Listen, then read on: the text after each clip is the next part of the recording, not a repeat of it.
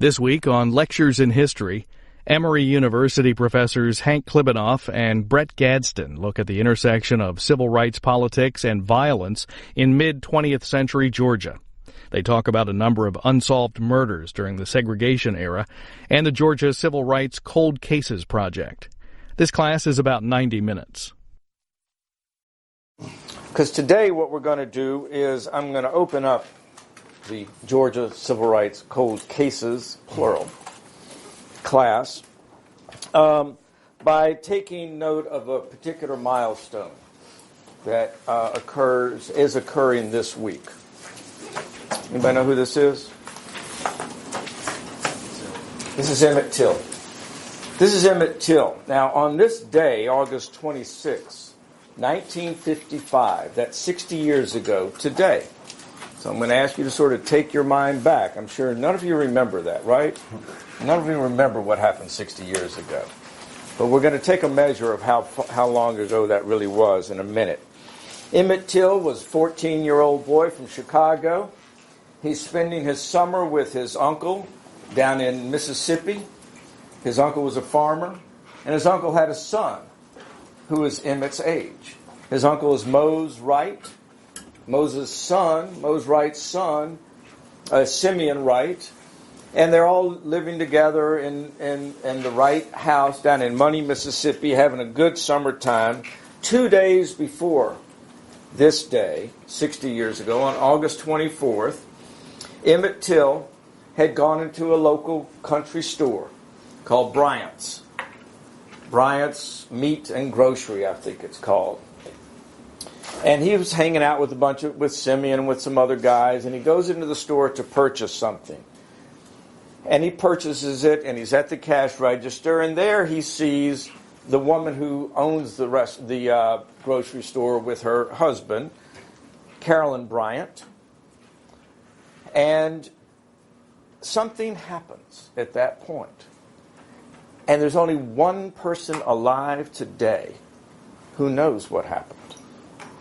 And that's Carolyn Bryant, okay? And he purchases something, and he then either whistles at her in a sassy sort of way, a wolf whistle, that that construction workers and others are known to do when women walk by, okay? Or as he's leaving, he says something like, "Bye, baby." Or, if you listen to his mother, he starts to say something and he stutters. He had a stutter, she said, and he would blow air out in what sounded like a whistle. Whatever he did, it crossed the line. Certainly in the minds not of only Carolyn Bryant, but her husband. A couple of days later, Roy Bryant and his brother-in-law, J.W. Milam, show up late at night at the door of Moses Wright's house and demand to see the boy that was in the store. Emmett Till stirs. All these boys are out there sharing a big bed. He comes out. Simeon Wright remembers. He goes. Emmett Till, sort of half asleep, goes to the door, and Milam and Bryant grab him and take him out to a truck. And they can hear Bryant and Milam say, "Is this the boy that did that?" And a woman's voice says, "Yes, that's him." And they take him away, not to be seen again for several days. Okay? That was now on the 28th, so 2 days from now, 60 years ago. All right? They took him to J.W. Milam's barn, where they tortured him. They beat him, and they shot him. And then they took him out to the Tallahatchie River, where they strapped a cotton gin fan weighing 70 pounds, wrapped with barbed wire around his neck, and threw him in the water. And he's missing, and people are looking for him. Even before his body surfaces, the spotlight, for some reason, turns to Bryant and Milam. And they say, "Oh, well, we did that. We showed up. We took him. We just roughed him up a little bit, and then we let him out on the road. Whatever else happened, we had no hand in. Somebody else must have done. But then he surfaces. And what I'm about to show you is a very gruesome picture that at the time was only shown in the black press. It later made its way out to the larger. So the body was bloated beyond recognition. One eyeball was dangling from its socket. His tongue extended from his mouth, swollen to 8 times its normal size. There was the bullet hole behind his left ear. And he was recognizable only by the ring that his mother had given him. And she had fitted it onto his finger. It had been his father's, Lewis Till's, and they knew it was him because it had LT on it. So this is a civil rights cold case, unresolved, unpunished. As is the case with many of these, there are still elements, possibilities of prosecution on small elements of it. Ultimately, this is the Chicago Defender, the black newspaper, that he was a local kid to them. They're following a big local story. And this is only part of the front page, but the entire front page, if I recall, was devoted to this, okay? But it wasn't just the black press that was interested. He became a national story.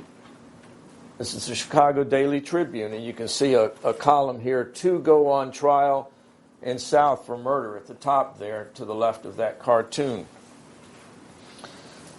The Chicago Daily News, Till case goes to jury for verdict. This is what happened as it finally went to trial. A mere 3 weeks after his body was found, it goes to trial. Now, it seems like forever between an arrest and when somebody might go to trial. So Milam and Bryant are tried, okay, in a courthouse in Sumner, Mississippi. And if you ever come back with this kind of a detail in a piece, we're going to love you, okay? Guess what the slogan of the town of Sumner was? You won't guess, I'll tell you. I'm sorry, that's a mean trick. Nobody knows? No, okay. A great place to raise a boy. Totally ironic. And a detail that as you as writers ought not miss when you come across something like that, okay? It may not be a surprise to you that they were the 2 white men. Milam and Bryant were acquitted. The jury was out 67 minutes. In fact, when they came back, they said, well, we wouldn't have been out that long except that we stopped to have a pop, a soda, a drink, It seemed a fairly slam dunk deal. The prosecution was actually did what many people believe to be a very effective job. The judge was a fair judge. And I won't go into all that now, but we can at some other time. The one thing that's interesting is that Milam and Bryant were not even convicted of the one thing that they admitted, which was abducting him. They acknowledged abducting him. And it was a few months later, by the way, that Milam and Bryant and Carolyn Bryant sat with the journalist William Bradford Huey from Alabama, Hartselle, Alabama, and told the story. And in effect, confessed to the murder. For a piece that ran in Look magazine. But you can read the piece and never know they spoke to the reporter because he vowed not to reveal that they admitted it. He would have to write the story in some bizarre, contorted way that would tell the story of what happened without ever acknowledging. And he agreed that they could go out into the world and deny that they did it and that he wouldn't argue. And that later that fell apart. He just couldn't take it anymore, the writer William Bradford Huey, and he made sure everybody knew that they had confessed. And I have the copies of the documents of where he paid them money for the interviews. It was one of the earliest examples of checkbook journalism. Again, a journalism ethic. You take the journalism ethics course to go into that. Emmett Till was, of course, not a civil rights activist, right? He's 14 years old. Back then, he's 7 years from being able to vote, or whatever the age was back then. So that wasn't the case. He was killed for violating what scholars somewhat primly referred to, and we will in this class, because we're prim, racial etiquette. Okay? He crossed the line, the social codes, by whatever he did or was believed to have done. It's worth noting that as much attention as this one got, there were two other murders in the weeks leading up to it in Mississippi of a man named Reverend George W. Lee and Lamar Smith, different parts of the state of Mississippi, and they had been actively involved in voter registration, trying to get blacks to the polls, and had been warned not to do it. And they did it anyway. So this semester, we're going to explore a case that's actually more similar to George W. Lee and Lamar Smith. That's going to be the 1948 murder of Isaiah Nixon in the town of Alston, A-L-S-T-O-N, Montgomery County. It's about 3 hours from here. He was shot dead for voting. And he voted in 1948, and I'm going to come back to this in a little bit and talk to you about the extraordinary period of time in Georgia history between 1946, actually more broadly 1944 and 1948, the highlights of which were two statewide races for governor within 2 years of each other, one in 1946 and one in 1948. Two and possibly three black men were killed for voting in that time that we know of. Now, why, I want to open the floor for a second. Why would white people go to such lengths to stop black people from voting? What do you think would so trouble white people back then or any time that they would murder someone for voting? Yes, sir. At that point, politics was a way to actually voice one's opinions, and it actually was power. So there was a specific power structure in the South, and black people voting would most likely upset that. So that wouldn't be a thing that they wanted. Right, yes, absolutely. Ellen, yes. Yeah, I would agree with that. I think, at the time, politics, all, sheriffs, councilmen, mayors, they're all white men, and if you have black men voting, of course, there might be a change to that, and, they couldn't let that happen. They couldn't give up the power of being in control, making all the decisions, not having to be accountable, because who's going to go after white men killing people if all of their friends are in politics and everyone's going to side with them? Right, absolutely. Yes, Megan. Also, if you have the right to vote, the politicians have to cater to your needs because they are a part of getting you elected. So I think that's a big part of it, too. And by that, you mean that white people would never want to cater to a black person's needs? Yes, exactly. Yes. I'd say it's a legal equalizer, and it was one of the only things at the time that could equalize what was going on in society. It's worth knowing that, and you may know this intuitively, but the details of it are what make it so extraordinary, is what life was like then, what segregation was like. It was absolute, okay, in the 1940s, okay? And we're talking about before, and some people would say it was even a little more liberal atmosphere in the 40s and leading up to the Brown versus Board decision of the Supreme Court, that really hardened people even more. But in the 1940s, even your liberals never believed for a minute that segregation would end.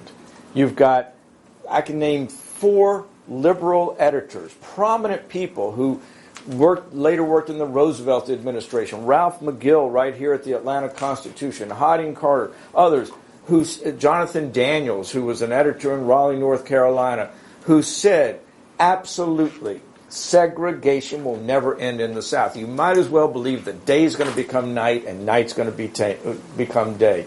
All the armies of the world, Axis and Allied combined, said Mark Etheridge, a liberal editor who had been in Macon and then later went to work for the Roosevelt administration, will never bring an end to segregation. So it was that absolute.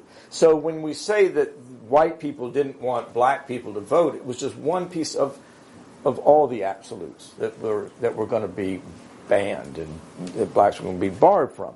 But let's get to the real technical detail. You could say, well, they didn't want them to vote because they might elect a black person. Now, keep in mind, what do you think Why do you think a group of blacks in these counties, rural counties that we're talking about, could ever elect a black person back in the 40s if they could vote? No? No.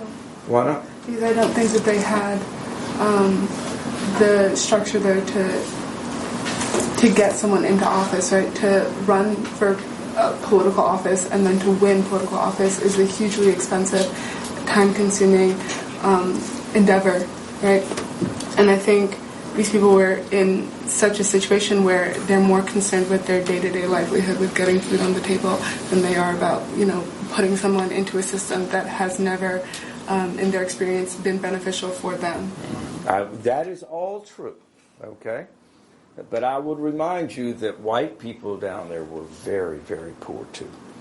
And white people were struggling day to day, okay?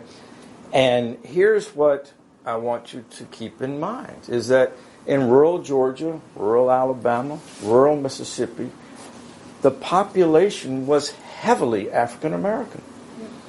You can go into some counties and it would be 70% African American. And maybe voting age would be 60%. And you'd look at the voting rolls and 7 people, blacks, would be registered. Maybe 100, in a really aggressive county. So my point is that the structure, not just of their lives, but the structure that barred them from voting at all, was because whites feared that they would be the minority. Whites were the minority, and that majority rule, they'd lose power. I want somebody else to quickly name one other important reason why the vote matters. What happens when you register to vote?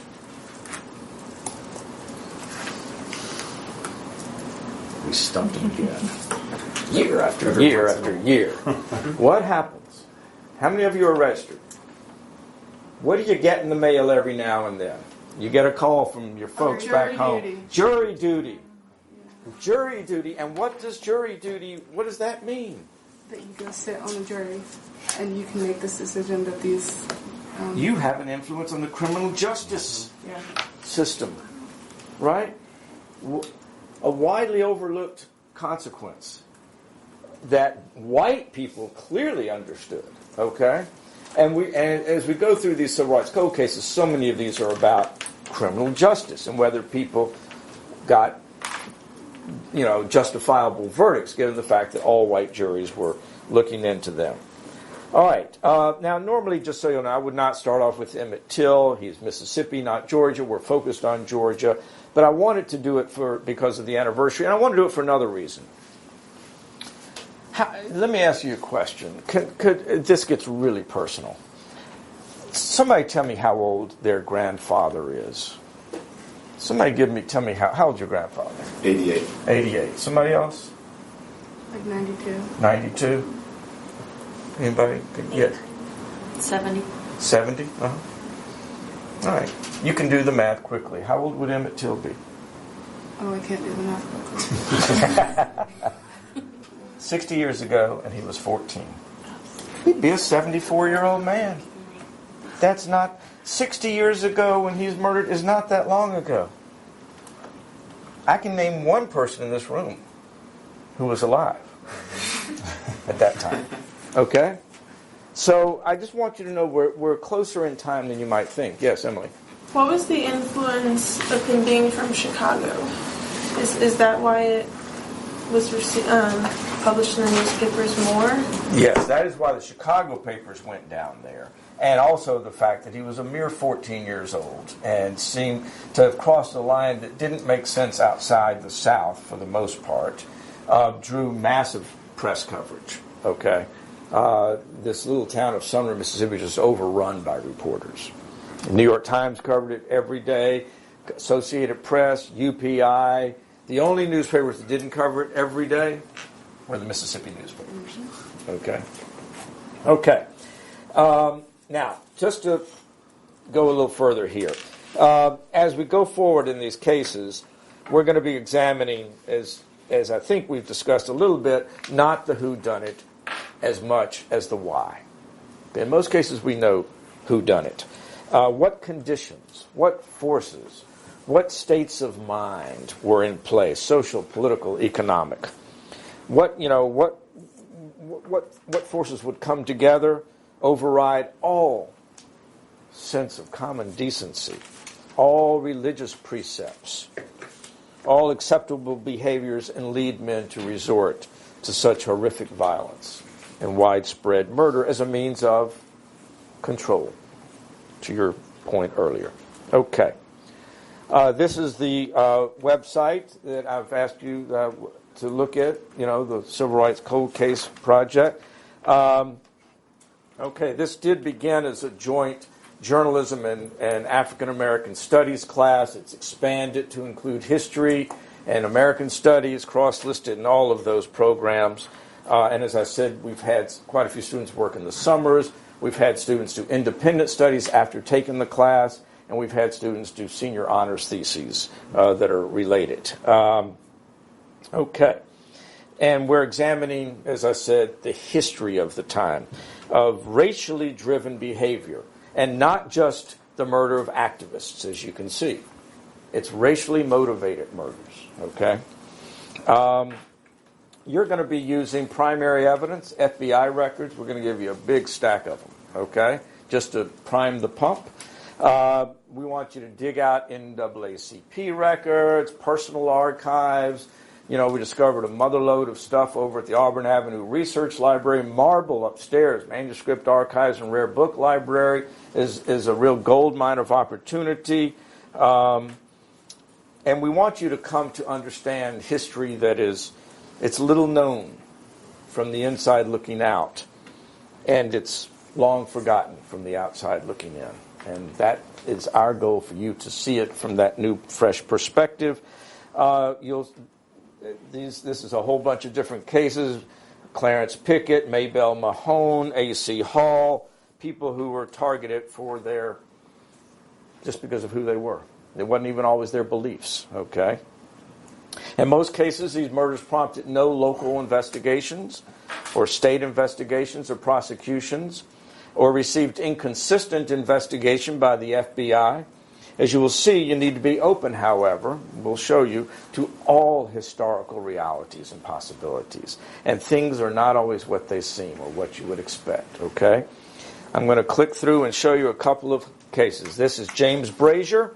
James Brazier was 31 years old in 1958. He was father of 4 children, a husband. He worked 3 jobs, including at the Chevrolet dealership, and his wife worked 2. And James Brazier, there's something he just loved, not more than his family, but he loved with a great passion, and that is new cars.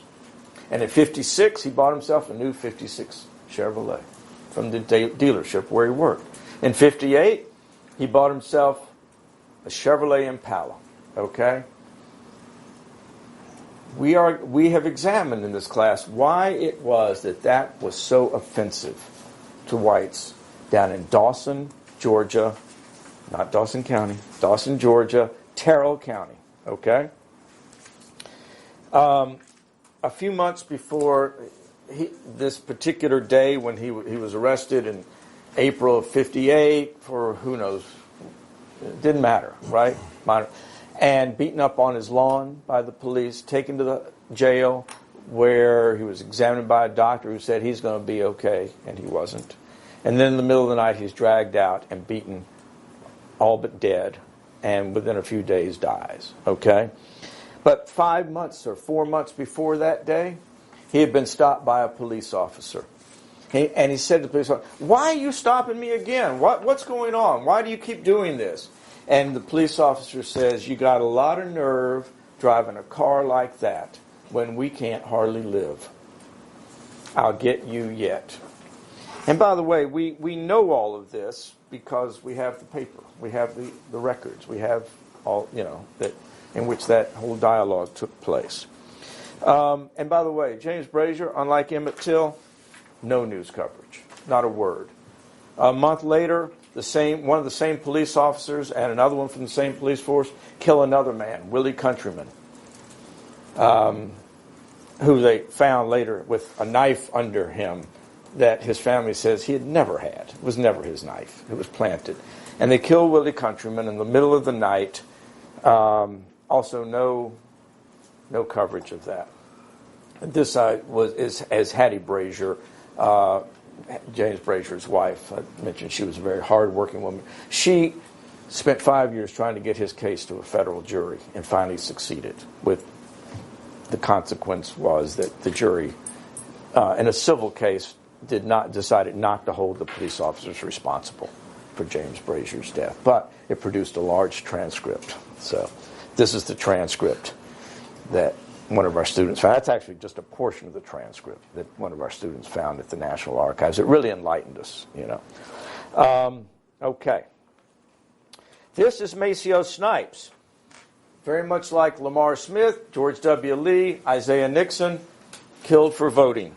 Killed in Butler, Georgia, in 1946. It's 2 years before Isaiah Nixon, because he voted. Now, here's the kind of detail that's interesting. There's so many things that are interesting, but when you're studying these things, you want to sort of glom onto these interesting moments. The family says that after he was shot, and he had to walk 3 miles to a white landowner's place to get a ride to the hospital, he gets to the hospital, the doctor examines him, and says, well, my gosh, he's going to need a blood transfusion. The family tells us this. And the family says, well, good, let's give him a transfusion. And the doctor says, oh, I can't do that. They said, well, why not? Now, the doctor, you understand, it was white. This was the time when just about all doctors were. And the doctor says, well, we can't. We don't have any black blood today. You've heard me talk about the mythology that people operated under about African Americans at the time. They adopted a lot of myths that were hard for people to break, even if they had wanted to. By the way, the murder of Maceo Snipes really deeply upset a young college student at the time, college student at Morehouse College, who was provoked by the incident to write a letter to the Atlanta Constitution. Do you see it over here? Can you see who wrote this letter? On the far right, the middle. Who does it say? M.L. King, Martin Luther King. Okay. This happened just within a couple of weeks of another murder in Georgia, a mass murder of 4 people at Moore's Ford, which we can talk about also some other time. But all right, going to click on through here. This is a story about Clarence Pickett. He was a man who in Columbus, Georgia, maybe he was a little bit off, frankly. He had spent 6 months at the State Mental Hospital in Milledgeville. He returns to Columbus. He'd be known to wander around. He'd be known to drink a little bit, maybe a little bit too much. And some police officers sort of took him as the village idiot, and some were deeply offended by him. Okay, but he gets arrested on one particular day in 1957 around Christmas, and he gets thrown in jail, and he goes off. He's in jail, can't break out, and he's yelling and screaming, calling the police officers' names. And most of the police officers just say, oh, that's Pickett, that's Preacher, they called him. But one police officer decided not to take it. And he goes in the jail cell, and he kicks him, and he beats him, and he stomps him to near death, okay? And he has to be taken to a Columbus Medical Center, where a white physician sees him. And I'm going to show you what the white physician, he examines him. There's a police officer in the room at the time, and the police officer says to the doctor, well, what do you think? And the doctor says, I think he's putting on. Okay? The next day, Clarence Pickett was dead.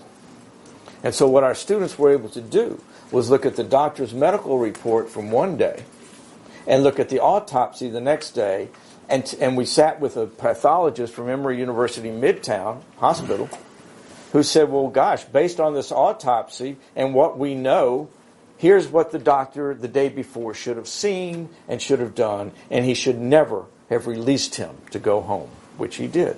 And by the way, the doctor who said he was putting on, when he released Clarence Pickett, he gave him 75 milligrams of Demerol, an analgesic, a painkiller. So clearly there's some problem here.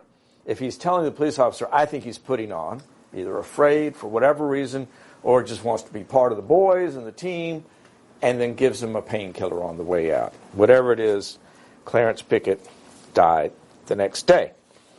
I want to say something else about how we learn to think counterintuitively here. I told you before, you need to be aware not to jump to some assumptions about things, okay?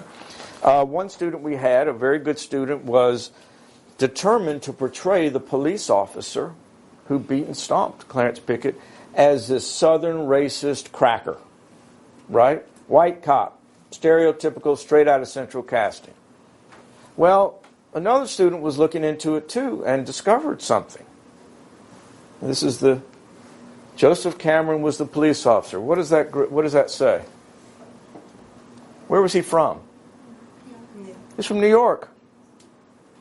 So we traced him enough to know that he came south only when he was in the military, to be at Fort Benning. Okay?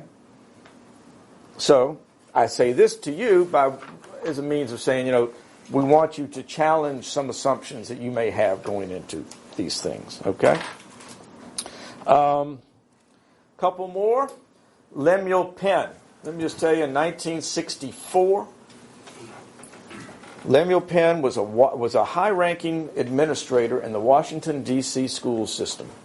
And he and two other African Americans come south to go to Fort Benning for Army Reserve training in the summer of 1964, a really important summer of 64. And civil rights, it's the summer of freedom summer over in Mississippi. The three civil rights workers are missing in Neshoba County, Mississippi, Schwerner, Goodman, Cheney, so on and so forth. They finish up with their military service down at Fort Benning, and they're driving back home to Washington to be with their families. Little do they know, as they get near Athens, that they are going to cross paths with a group of 3 Klansmen just looking for trouble. Lemuel Penn and his buddies, there's another one's driving, they stop, they get out, Lemuel Penn takes the wheel, and within minutes, the Klan car is pulled up, somebody's pulled out a shotgun and blown him away, killed him, okay, in 1964.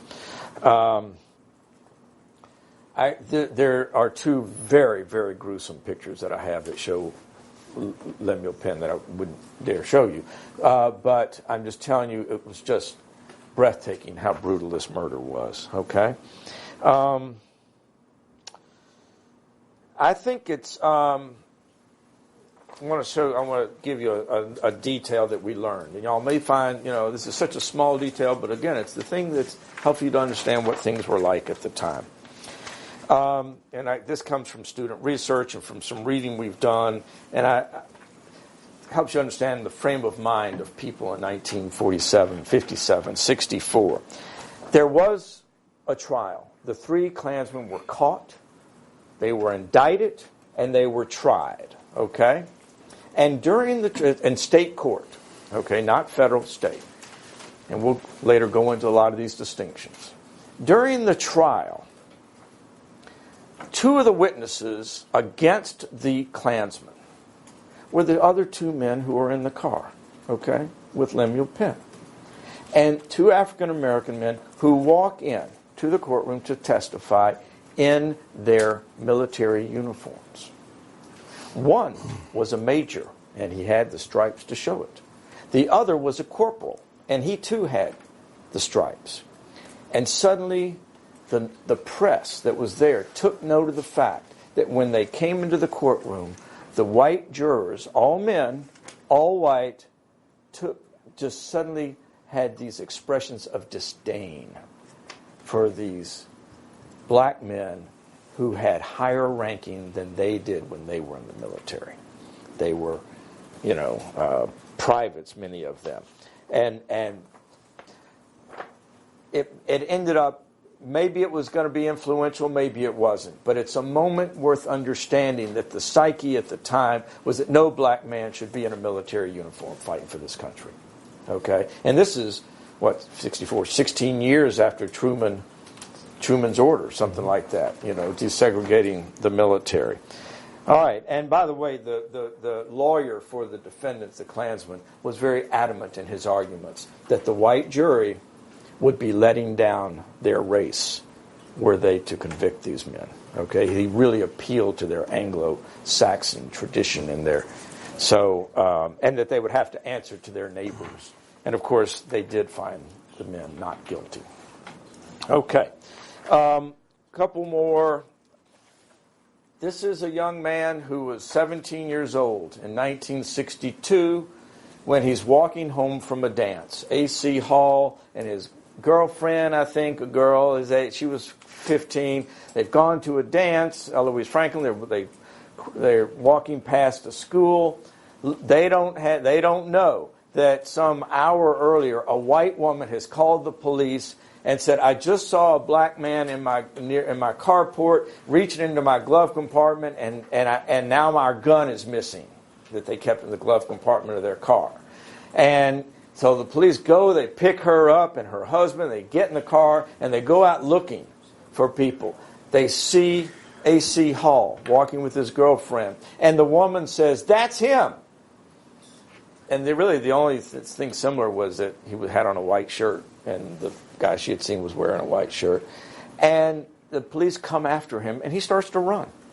Does this sound similar to anything you've heard recently? A.C. Hall starts to run, and they start to shoot. And the police shoot him. And when they finally get up to him, he's all but dead, and he's trying to get up, he's trying to right himself, and he lifts his hands up like this in surrender, and then falls over dead. And he doesn't, they looked for a gun. They didn't find a gun. 2 days later, they come in, they say, "We found the gun," into what's a coroner's jury, it's called, at an inquest. And they have a gun.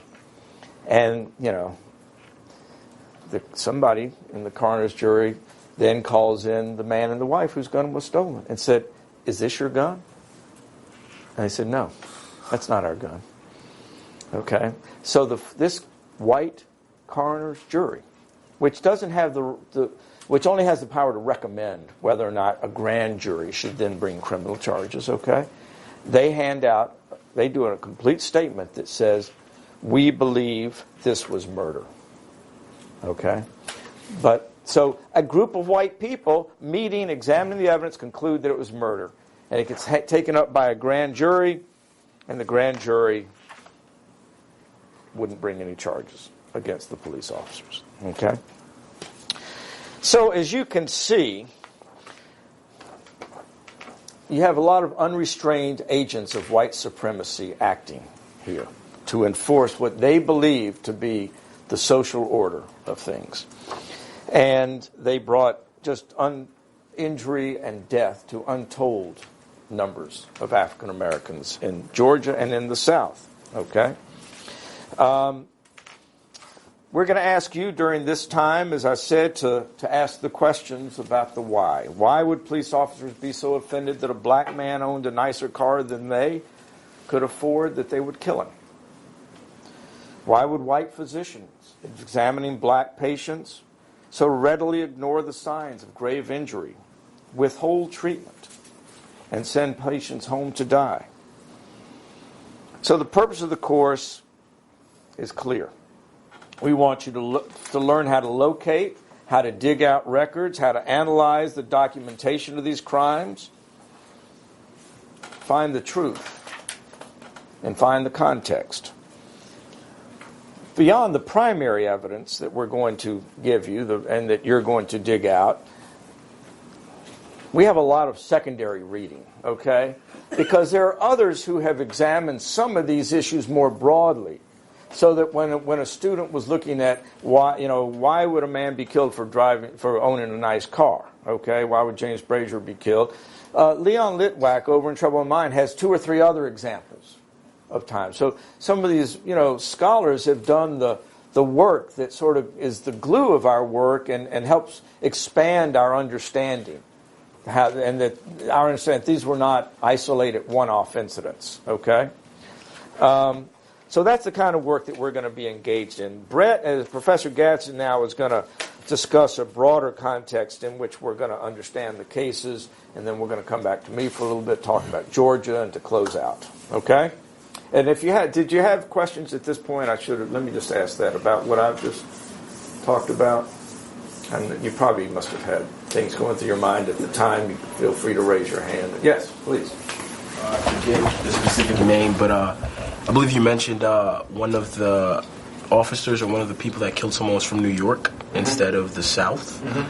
Wouldn't that change? I don't think that would change much, because they did consider the South as like up South, in like a way that the North was more like, I guess, it kind of concealed its more racism more than the South did. So I think that mentality wouldn't really change as far as like where he was from, because it was kind of a general thing. Right. I think that's right. It was a question of what people knew at the time, and that's part of our challenge, is not to apply what we know in 2015 to what they knew in 1964, 1947, or 48. And whether that, what were the understandings then? You do have a number of Northerners who came south, and maybe they held those beliefs up there, but who came south and decided to fit in. They were going to have to adopt this, sort of Southern ideologies on these things. Did you have? Yes. Yeah, no, I was just going to say that same guy.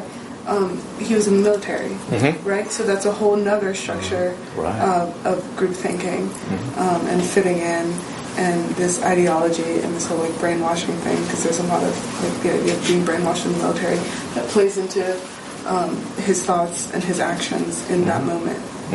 Exactly. That's right. Any other questions? Okay, right. So, how do we think about racial violence in American history? I think that's one of the kind of underlying questions to this class, to this project. How violent is the United States, or was the United States? Who are the victims? Who are the perpetuators? And how did the justice system respond to this violence? And I think these are some of the things I think I'd like us to consider. I think a good place to start when we think about the problem of violence in American political development is with Gunnar Myrdal's An American Dilemma. Now, Myrdal was a sociologist, a Swedish sociologist, who'd been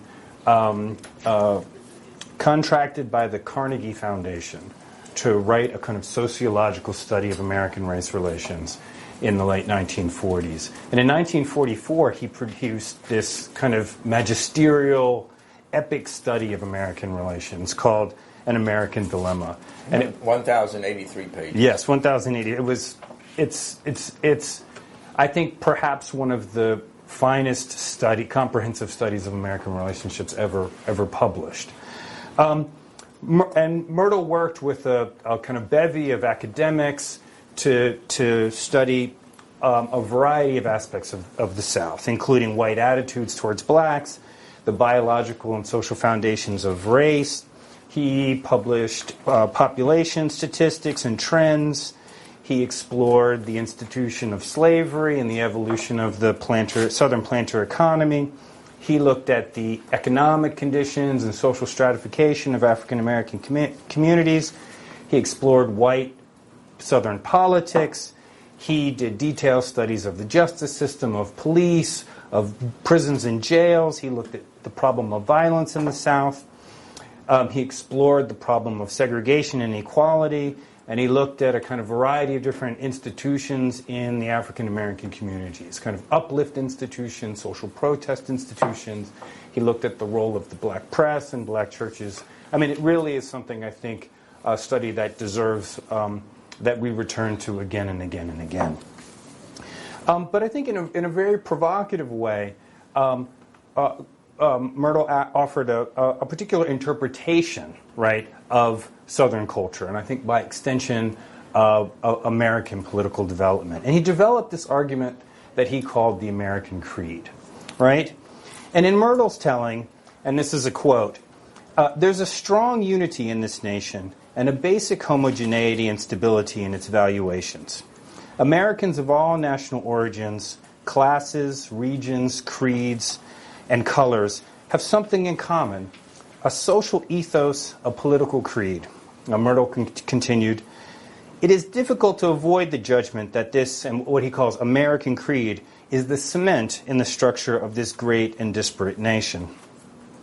Now, the ideals contained within the creed included notions that ought to be familiar with us, right? If you've read our kind of founding documents, right? They include the dignity, the recognition of the dignity of the individual human being, the fundamental equality of all men, certain inalienable rights to freedom and justice and fair opportunity, right? And we can read these sentiments in the Declaration of Independence, in the U.S. Constitution, in various state constitutions. Myrtle recognized this kind of recurrence of these themes in all these documents. Now, because Myrtle was kind of doing a study of American race relations, right, he did concede that there was a kind of tension between this creed, right, and the kind of everyday experiences of Americans. Still, he maintained, and this is another quote, that the ideals of the American creed have become the highest law in the land. And they were expressed repeatedly by national leaders, thinkers, jurists, and statesmen. And it was Myrtle's opinion that the American creed had really triumphed, right, as a kind of guiding ideology of American culture, American political culture of the time. Now, in Myrtle's assessment, again, because he's studying the South right now in American race relations, he kind of constructed racism as a kind of contradiction, right, to this creed, right? It was a kind of problem to which otherwise good people succumbed, and it was a problem that demanded kind of moral redress and education. Myrtle was of the opinion that if Americans just kind of understood the kind of totality and complexity of the problems, of these kind of insults to the American creed, that they would very quickly discover a remedy for these problems of segregation, of inequality, and of violence. And I think in many ways Myrtle's telling of our kind of exploration of American political culture provides the essential subtext, right, for how we even tell American history today, right? So if you pick up your average U.S. history textbook, right, from your high school or even university level, I think you'll see a kind of argument embedded in the text about American history as this kind of inexorable struggle towards greater levels of freedom and equality, right? And I think you can see kind of echoes of Myrtle's argument, right, in arguments about American exceptionalism, right? That somehow American is like different than the rest of the world and we're better, that Americans are kind of innately, inherently freedom-loving, democratic, egalitarian. And so I think we need to recognize the kind of power of that sentiment, right, in the past and in the present. Now, a number of Myrtle's contemporaries, his critics, offered a more sanguine take on the notion of the American creed, right? And the notion that Americans, and particularly white Americans, subscribed or had an abiding commitment to these notions of freedom, equality, and democracy, right? They noted that Myrtle demonstrated great skill at celebrating American democracy, even as he detailed the great breadth and scope of America's brand of racial apartheid. But they charged that Myrtle in many ways underestimated the depth of racism that existed among all classes of whites, like among the upper class and working class whites. And that the Swedish sociologist treated racism, racists, and racist acts as kind of vestiges, right, of a bygone era marked by pre-rational, pre-democratic, pre-scientific modes of thought. In other words, he kind of rendered these kind of problems of segregation, discrimination, and violence and stuff as something kind of removed from the kind of that essence of American sentiment, and something kind of not fitting with the American creed. African American sociologist Oliver Karks, in particular, chided Myrtle for kind of treating racism as some kind of disembodied element of American culture. So like there was American political culture here, and then there was kind of racism over here. And Cox contended instead that the problem of race and racism was kind of part and parcel of the system of American political and economic structure. And I think the debate that Myrtle had, explicitly, implicitly, with his critics, I think, is a really, really interesting one that frames, I think, a lot of discussions about American history, right? And it creates this, I think, interesting interpretive tension, right, when we think about U.S. political and economic culture as kind of inherently democratic or something else, right? And I think it does a lot to kind of shape our perspectives, right, of different events.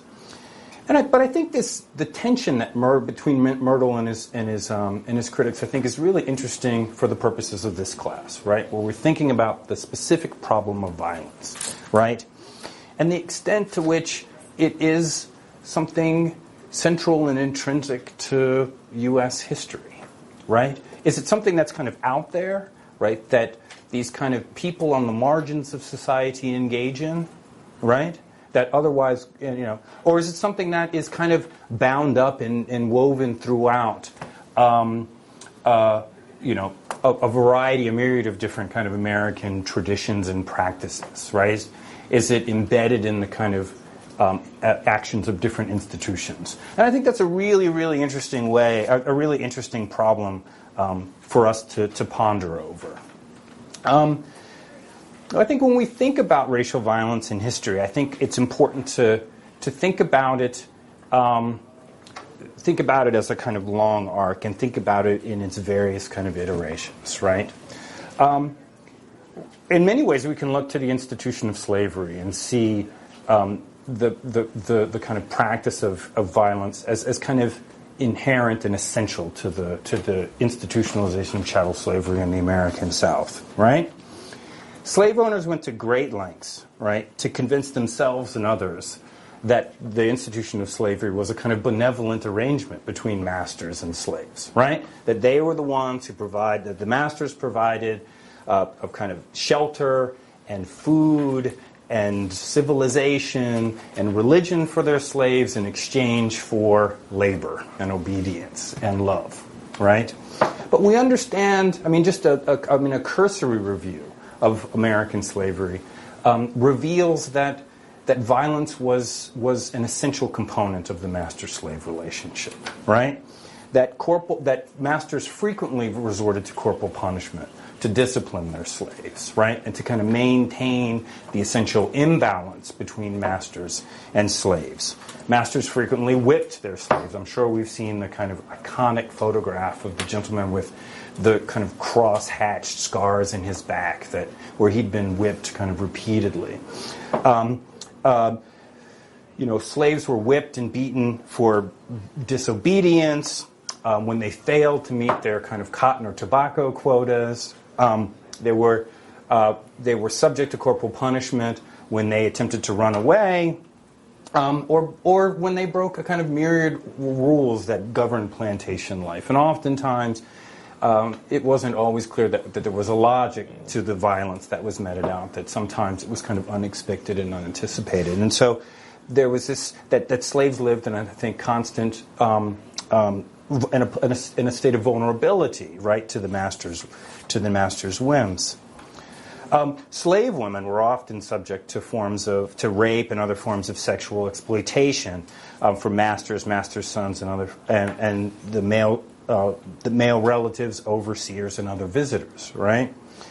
And I think what's striking about violence in the slave South was the fact that all violence short of murder or a serious serious maiming of a slave was considered legal, right? That the state regarded that this was the kind of purview of masters, and as long as they didn't kill their property, that was fine.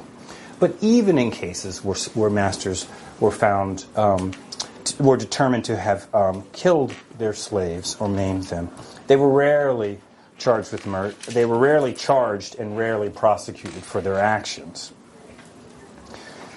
I think it's interesting to think about violence as a defining feature of the post-emancipation South also. In this way, we can see a kind of continuation of that world that originated in the slave South. New constitutional amendments established rights for citizens' rights for African Americans, and African Americans gained degrees of freedom and independence unimaginable in the slave South, and that's not to be underestimated. I mean, we don't, it doesn't, there's, we have to think about different gradations of freedom, but I think that the fact that emancipation mattered, right? It didn't result necessarily in equality of the races, but it was a profound change from the previous regime, and that created a great deal of anxiety among whites, right? For a variety of different reasons. And it's in this context that we can see the rise of institutions like the Ku Klux Klan, right? That use violence and threats against free people to reassert, right, the political, economic, and cultural superiority of white Southerners that had been kind of seriously undermined with emancipation. The Ku Klux Klan organized lynch mobs and portrayed themselves really as kind of protecting the weak and punishing criminals for their immoral behavior. And they often resorted to violence and intimidation to protect white Southerners from competition from the newly freed people. Right? The Klan was renowned for their night rides in which they would take people from their homes, and many victims were killed execution style for shooting. By shooting or hanging, they were raped and whipped or otherwise humiliated. And I think in these ways we can see the violence, right, as a continuation of patterns and of traditions of racial patterns and traditions of racial domination that were endemic to racial culture. But I think it's also important to think about violence as in this kind of interesting tension between other tools of domination. Right, and it's a question that we discussed yesterday. That white Southerners didn't necessarily turn to violence when all other methods of domination failed, right? But that violence was a kind of tool in a large toolbox, right? That provided them the means to exert their power and authority that they lost in the war, right? And that we can see that kind of play.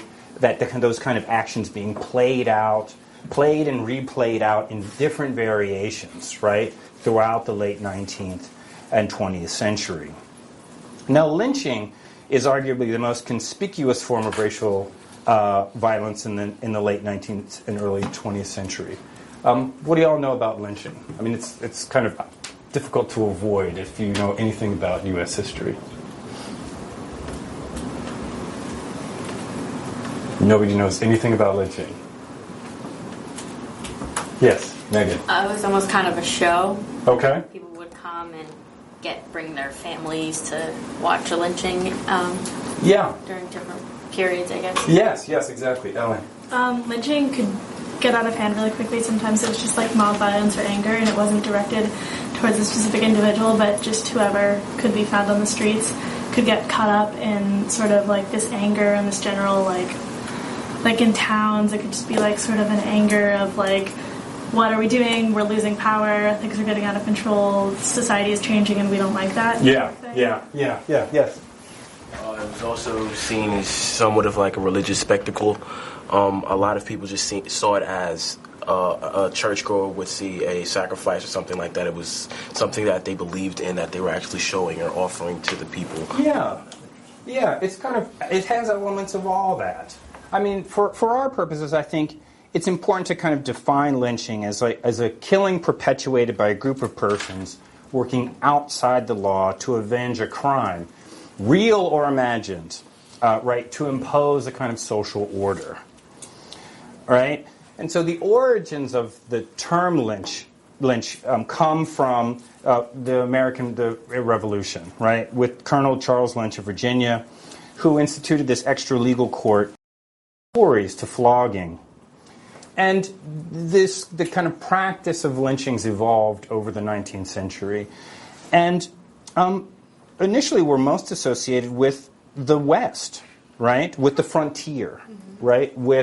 And whites and Mexicans and Native Americans were primarily the victims, right?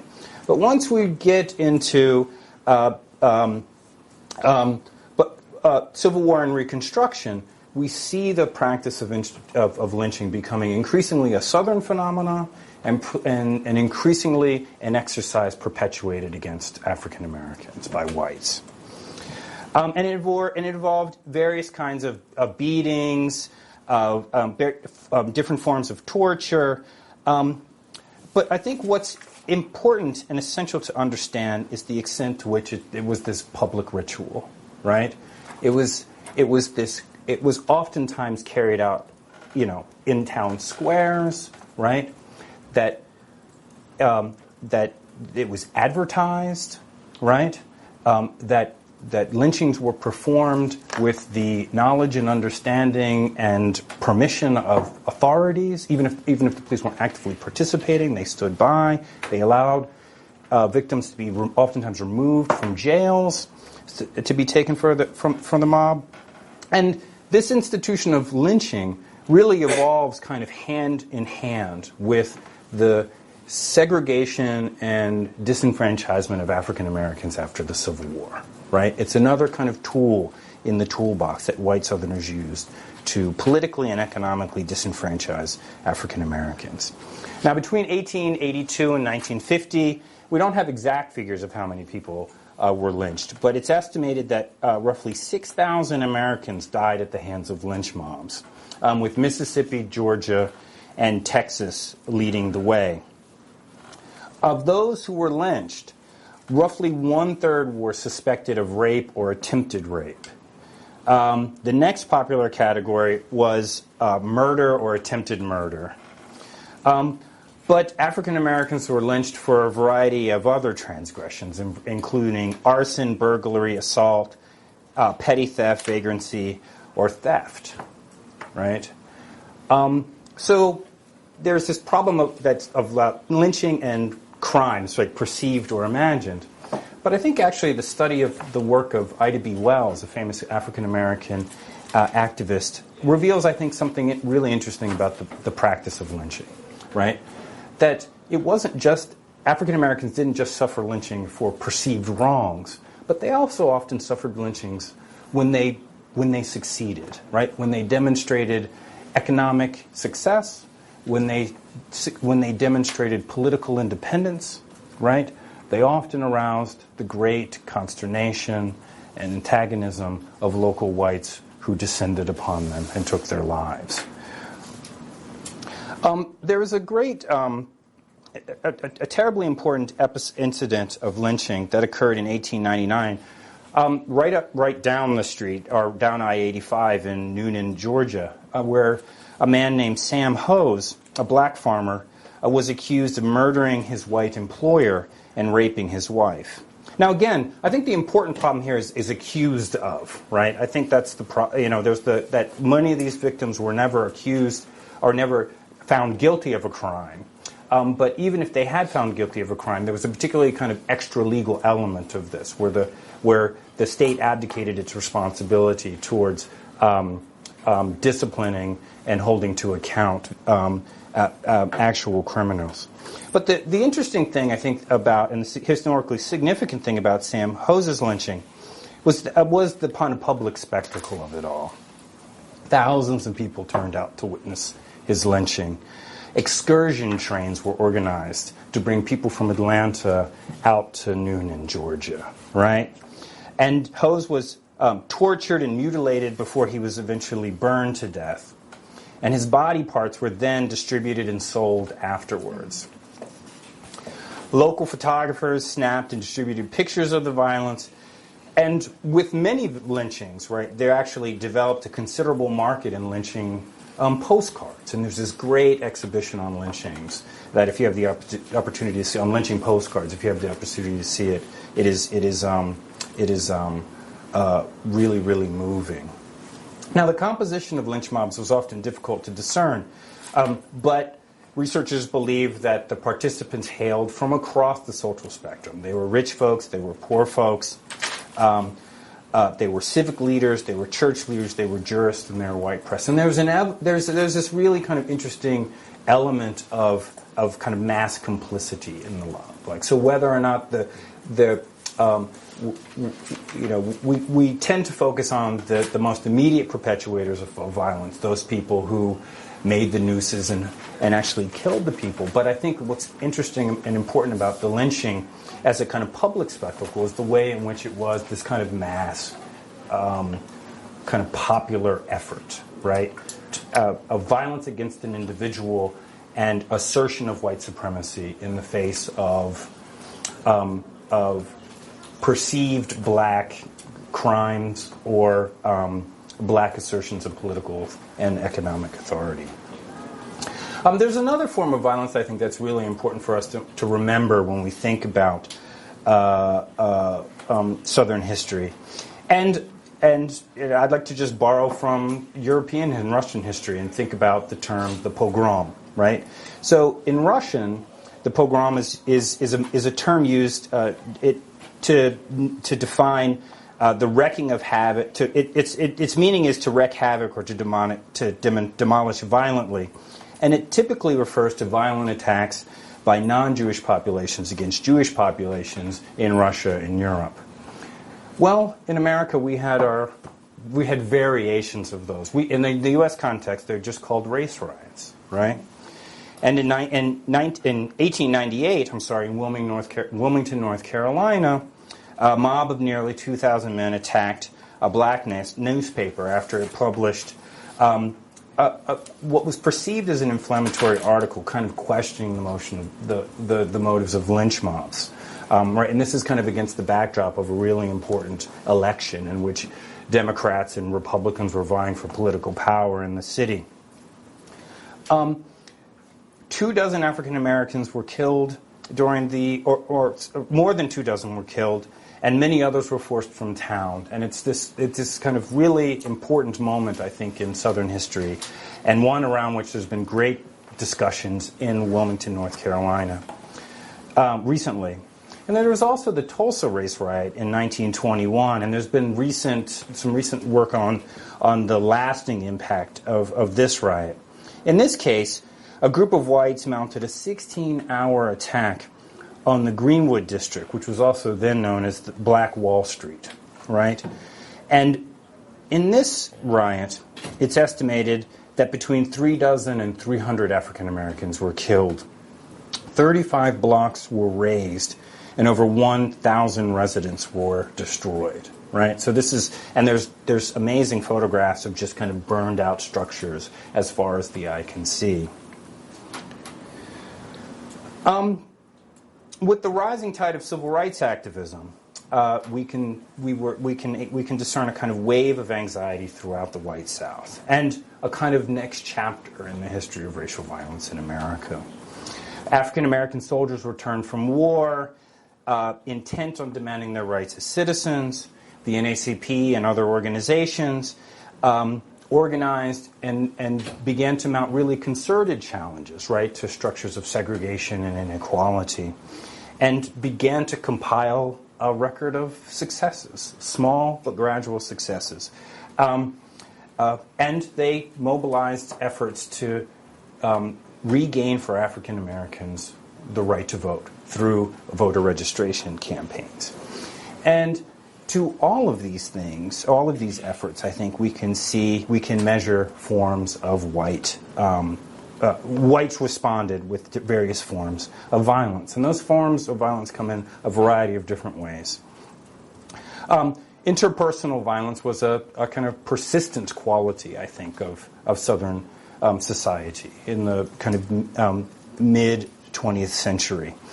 And for many, in many instances, African Americans, for real or perceived violations of racial etiquette, could be met by various forms of interpersonal violence.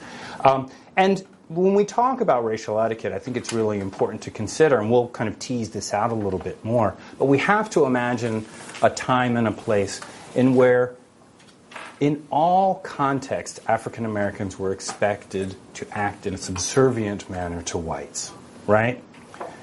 to refer to them as to refer as whites as Mr. or Ms., right? Never in their first name, to take off their hats, to concede the sidewalk, right, to the white person who was walking in the opposite directions. And real perceived violations of these rules were often met with beatings and kickings and other forms of kind of humiliation. And I think we can see the most kind of the emblematic example of that is Emmett Till, right? Is that he was perceived to have committed a kind of gross violation of racial etiquette in the U.S. South, which is, as a black man, is to make any kind of gesture, especially sexualized gesture, towards a white woman. And he paid for that violation with his life. There are many other examples of that. We can see evidence of political assassinations in the South, right? The cases of George Lee and Lamar Smith, right, who attempted to organize voter registration, to vote and to exercise the franchise, is a perfect examination. And I don't think it's too much to use the term political assassinations. Medgar Evers, the president of the Mississippi Conference of the NAACP, was assassinated by a sniper, right, for his civil rights efforts in Jackson, Mississippi. And the biggest example is Martin Luther King Jr., right, who I think was a victim of a political assassination for his political activities.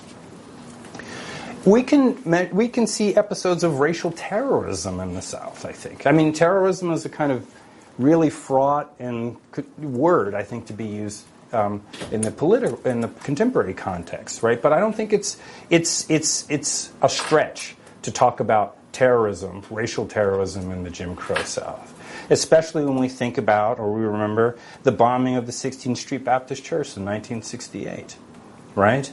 I mean, the large amount of dynamite that was placed in that church and detonated with the express purpose of killing and intimidating African Americans for a particular political end, which was to kind of undermine and subvert the growing momentum of the African American civil rights movement at that time.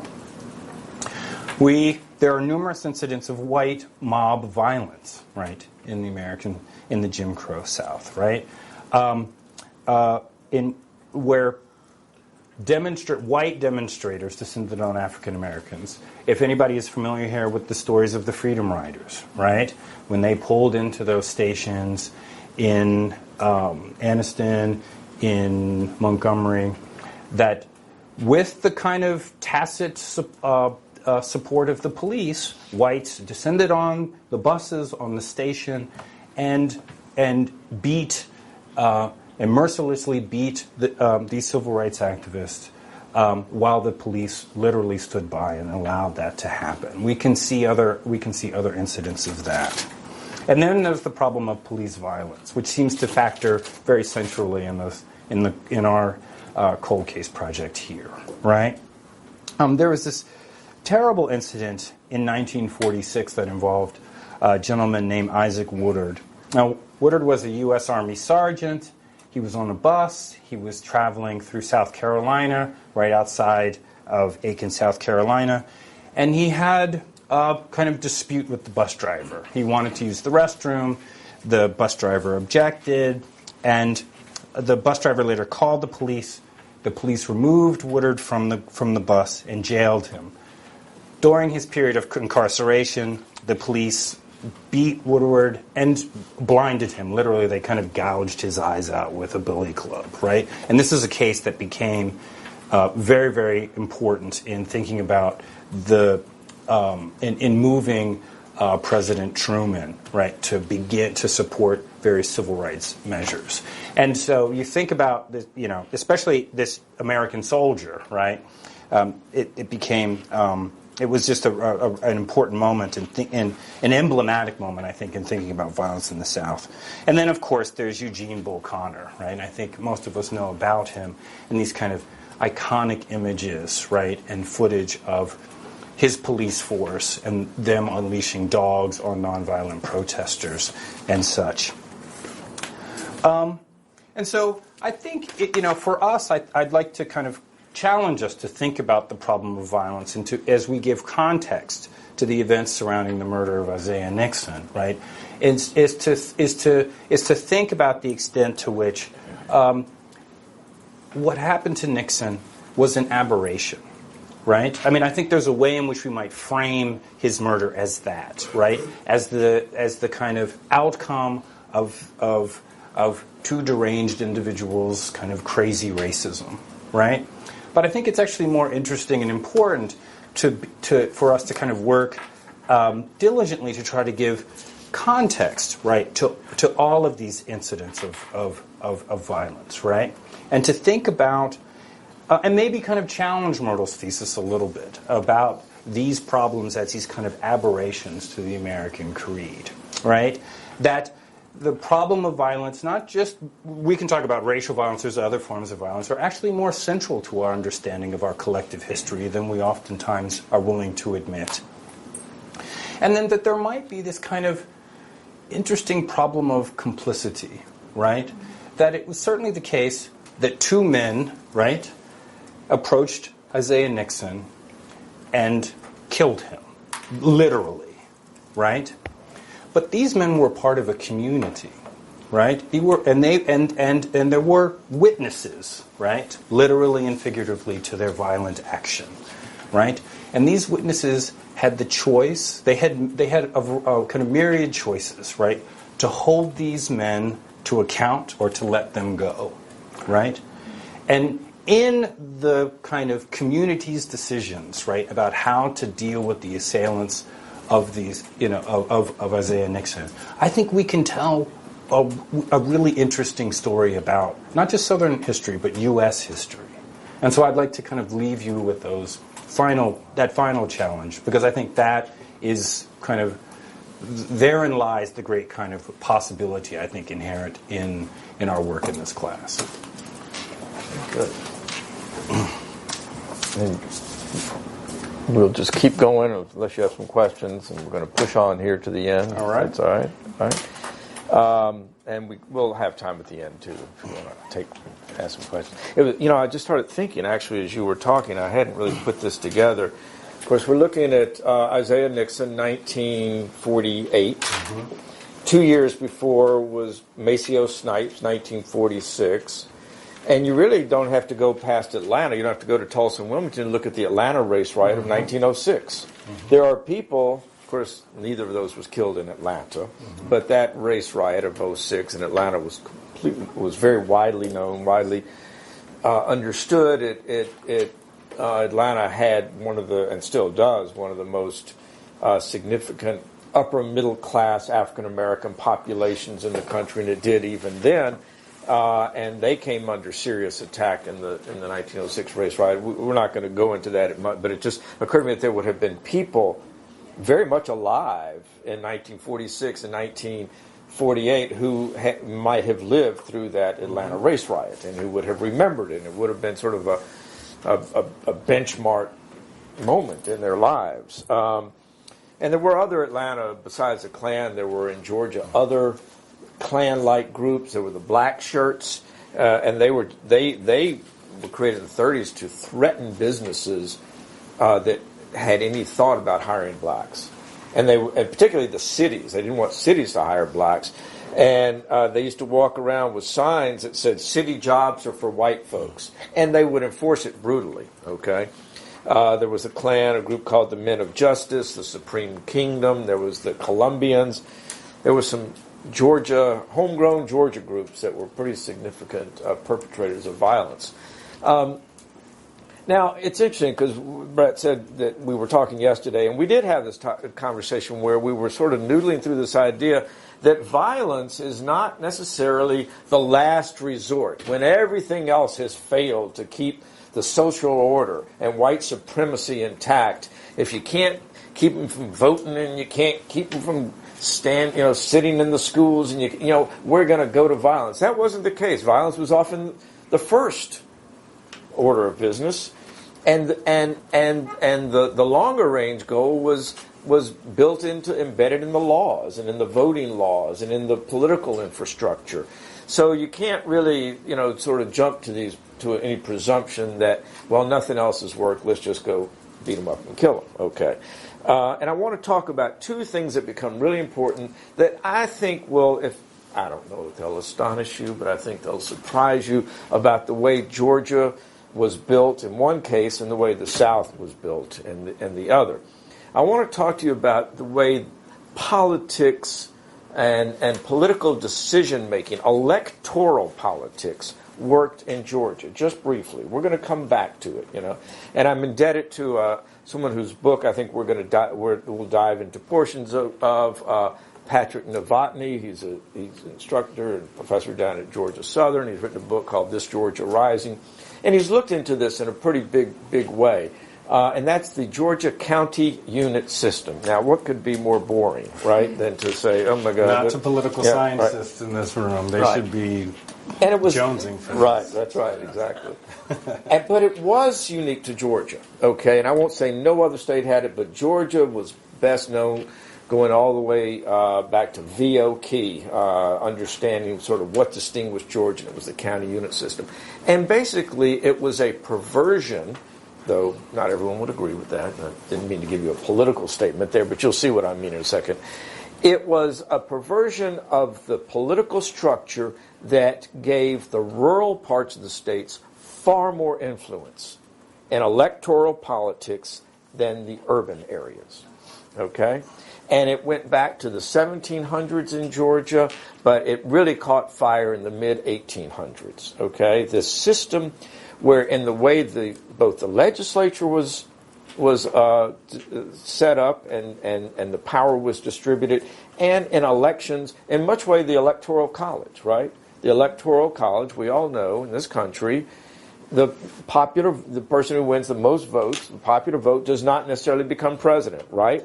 It's whoever gets the most electoral votes. Well, Georgia had a similar situation called the county unit system, and I'm going to give you an idea of how that worked, but it was seen as a way of protecting the rural areas, and not letting the big city slickers run roughshod over the county and the rural folks. This is how it worked in the selection of the legislature. At the time, Georgia had 132 counties, which is a lot. Okay? Today it has 159. And it has so many counties because that's where the power was. And people wanted their own county so they could have their own power. Okay? But I'm just going to take you back to the mid-1800s. The 132 counties. And I wished I had my board here. I couldn't find the marker, but y'all can write down and see the math yourselves. The 6 largest counties in population had 3 seats each in the House of Representatives. So that's 18 seats held by the 6 largest counties. The 31 next largest had 2 each. Okay? And the 95 other had 1 each. So the smallest counties had 95 seats out of 132. The middle counties had 62 seats. And the largest counties had 18. Okay? So you can see how they created this intentional imbalance to keep power out of the, as I called them, the city slickers.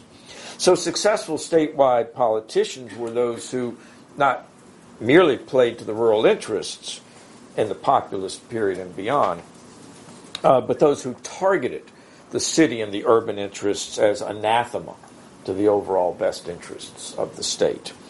So that's something we will look at more closely to understand why, when you were running for governor in this state, really you could almost abandon the campaign in the cities, and because if you could stack up enough rural counties, you won. Okay. Then that was unique to Georgia. What was not unique, but was pretty much just Southwide, though, is what was known quite plainly as the all-white primary. Okay? Now, the all-white primary existed in Georgia, South Carolina, Texas, and many states. And what it meant was that when the Democrats had their primary to decide who their candidate would be in the general election, only white people could vote. Okay? Now, blacks could vote in the general election, but not in the primary. Why is that significant in the 1930s, 40s? We're focusing on the 40s, 50s, and 60s. Why is it significant that blacks could not vote in the Democratic primary? What would be the simplest explanation? Did he beat you to it? No, he raised his hand. Yeah, right. All you did was give me a little nod, like you were almost ready to go. Yes. Wouldn't it be that the primary is usually the place where you establish like the front runner and whatnot, so you're already putting up representatives of that white, I guess, belief, so you're really not doing much as far as like in the general election or having too much choice there because it's already preordained type of thing of like the thought that they will have. So who was the dominant party in the 40s? You're absolutely right, and I'm going to sort of put some more flesh on those bones. Who was the dominant party in the South in the 30s, 40s, 50s, 60s? Democrats. Political party, huh? Democrats. The Democrats. The Democrats were they were the party of the white people. Okay. Are you familiar with who the party of African Americans might have been when they had the vote, and the occasional times when they had the vote? Republican. Why? Why were African Americans through the teens, 20s, 30s, even the late 1800s, more Republican? Kia. Wasn't Lincoln a Republican? Lincoln was a Republican. They were the party of the Emancipation Proclamation. The African Americans were far more Republican. Okay. But they were because African Americans did not participate and were not allowed to participate in the political system that much. What really mattered, as you've just heard, is what happened in the Democratic primary. Whoever won the Democratic primary won the election. They'd go through the pro forma staging of a general election in November, but there'd be one person on the ballot. Okay. So that's why that's important. But challenges to the system began mounting in the 1940s, and chief among them was a challenge that was mounted in this state by a man who, maybe we'll even think we want to profile him this semester. I'm not sure.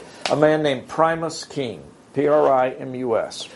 And you can read more about him later. But he was aided greatly in his challenge to the all-white primary. He was African American, of course, by a man you'll see on our website when you get to it, Thomas Brewer, a physician in Columbus, an African American, and you'll see there. But he helped him file his lawsuit challenging in federal court the Muskogee County, that's Columbus, Democratic Executive Committee. They're saying their failure to allow me to vote in the Democratic primary is a violation of my 14th and my 15th Amendment rights, equal protection, and my voting rights. And the federal courts, by the way, two of them found in favor of Primus King on this in 1945 and 1946. Do you see the period we're talking about? We're talking about the period leading up to the murders of Maceo Snipes and Isaiah Nixon, right? Okay. All right. Now, while his case was pending before the United States Supreme Court, Primus King's, another case, a challenge from Texas, reaches the state Supreme Court, and they actually rule, the U.S. Supreme Court rules on the Texas case first. And what they said was the state of Texas, the Democratic Party in the state of Texas, cannot have an all-white primary because the Democratic Party is, by the Supreme Court's interpretation, an extension of state government. And state government cannot discriminate, on that, right? It's an interesting dynamic. So what did the state of Georgia do?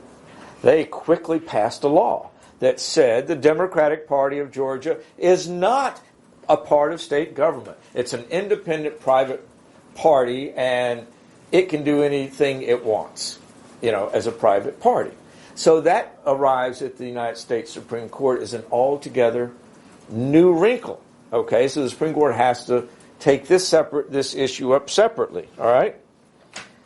On April 1st, it was no April Fool's joke. April 1st, 1946, just 3 months before the next Georgia Democratic primary, 1946, in which a leading candidate for governor was a man whose name you'll hear, Gene Talmadge. Gene Talmadge had been governor 3 times already, not in succession. He couldn't succeed himself, but 3 times already. He was we sort of. Professor Gadsden and I sort of caution you not to overuse the word racist, okay? Let's be a little more specific with what that means. White supremacist sometimes means something a little bit different. I'm going to use the word out-and-out racist with Eugene Talmadge, okay? And say, but he'd been a populist at one point. He had supported the New Deal. I mean, but he would do anything to try to get elected. And he is trying to reclaim the governor's office in 1946, and he's on the ballot. And 3 months before that election, on April 1st, 1946, the United States Supreme Court ruled that Georgia's all-white primary was unconstitutional and said they cannot ban black people from voting in the Democratic primary. Now, you would say, we succeeded in breaking that down. Now we can all go vote. Georgia was not going to give up. And not only by the gun, okay? It spent the 1946 election, the days leading up to that, purging a lot of blacks, disenfranchising them further, not allowing them to register, creating all sorts of barriers. And Eugene Talmadge gets elected governor in 1946, okay? Even as he's awaiting inauguration, and this gets pretty good here, okay? The FBI had been investigating the disenfranchisement of blacks for the 1946 election and had so many cases that they were considering indicting Eugene Talmadge now as the governor-elect and the state of Georgia for disenfranchising blacks. Now, one man who did vote that day was Maceo Snipes. And he was the only man in Taylor County, the only black man in Taylor County to vote. And he was killed shortly thereafter. Gene Talmadge, by the way, as governor-elect, he escaped indictment. How did he do this? Because I had a No, sorry, you go first. Because you'll never guess this one. No, He died. Okay. Gene Talmadge died before he was able to take office, right? And it unleashed this remarkable period in Georgia history where 3 men claimed to be governor at the same time. Okay? The sitting governor, who really by some standards back then had a very progressive reputation, Ellis Arnold, there's still a law firm with his name on it here. Ellis Arnold said, I'm the sitting governor. I'm just going to stay here. I'm going to hold on to this because the governor-elect got beat. The lieutenant governor-elect, who was on Gene Talmadge's ballot with him and who gets elected lieutenant governor, he says, wait a second, I'm the next person. And by the way, this was the first election, 1946, in Georgia history, where there was actually a lieutenant governor candidate. I mean, they had never had a lieutenant governor. Okay, and so this was all new to them, right? So he says, and his name was Thompson, Melvin Thompson. He says, no, I'm the governor, because the governor who was elected died, and I'm the lieutenant governor. So I'm it. Guess who the third one was? You'll not guess. I'm just going to tell you. Okay. Gene Talmadge's son, Herman Talmadge, well known in this state as Herman, old Herman Talmadge. Okay, and Herman Talmadge. Here's how he got to claim to be governor. The Talmadge forces knew that Gene Talmadge was sick. They thought there was a possibility he wouldn't make it. And so they deployed X number of their people to go write in Herman Talmadge's name, okay, in the general election. But at that point, there's no Republican on the ballot. There's only Gene Talmadge as their Democratic nominee. So who comes in second? Herman, right, with a small number of write-in ballots. So he claims it, right? Well, this creates a real, crisis in Georgia. And ultimately, the powers that be, all these parties, negotiated and they decided the only way to solve this is a do-over. Let's have another election in 1948, okay? And so it's the 1948 election that we'll be focusing on with Isaiah Nixon, okay? And as we know, like Maceo Snipes, he too was killed for voting, okay? So, closing out here. As you dig into this, and this case, and you say, okay, who was Isaiah Nixon? And you think about what you know, what you've read, even in high school, what you know, and maybe you read Invisible Man by Ralph Ellison. Maybe you've read, other literature, whether fiction or nonfiction, about sort of the subservient role that Professor Gadsden was mentioning that whites treated blacks with, just sort of not knowing they were there. And understanding that when many of these men, and most of them were men, but not all, when they died, it didn't make the papers. Emmett Till did, but many of these others didn't. It wasn't known. It was tragic in their families, right? But the world at large did not take note. And they are buried, in some cases, in unmarked graves, and in some cases, in ways that they can never be identified. So I want to show you what we discovered when we went down to Terrell County, to Dawson, Georgia, and met with the James Brazier family, the man who was killed for driving the car. You remember the story, okay?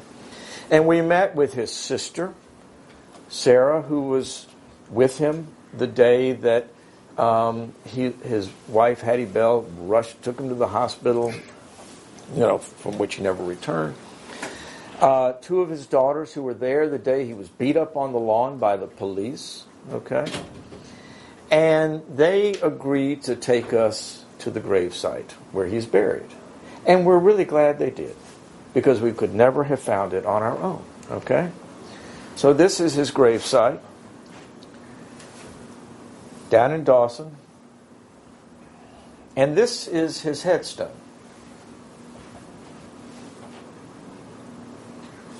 I don't even think a rubbing would tell us who he is. So here's a man who is at risk of being lost to history, of being a cipher in history, of remaining an invisible man, okay? So what we're doing here is restoring whatever dignity they had by telling their stories. And these aren't perfect people. That doesn't matter. They have a story. Finding their story, telling their story, trying to give their story some dignity. We can't bring them back to life, but we can give their life meaning. And so that's our charge for this semester. Any questions or conversations you want to have? Yes? Just a question, maybe I missed it. Maceo Snipes, which election did he vote in, the primary or the general? Snipes voted in the primary. And what about Isaiah Nixon? He voted in, I'm trying to remember the month, but I believe that was also the primary.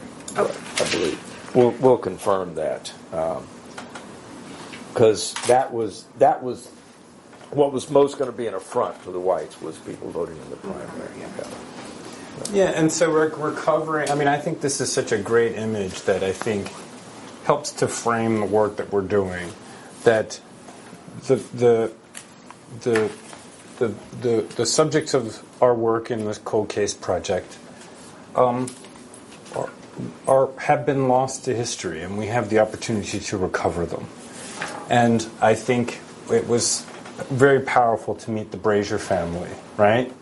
Who showed us this, Brazier's grave and his headstone that's being weathered away, and he'll be lost, right, to most of us very soon. And so I think it'll be interesting for us to think about how to recover Isaiah Nixon, right, and how to and how to tell his story, and how to maybe hold some of the people, if not literally but figuratively or historically, to account for their actions against Nixon, right?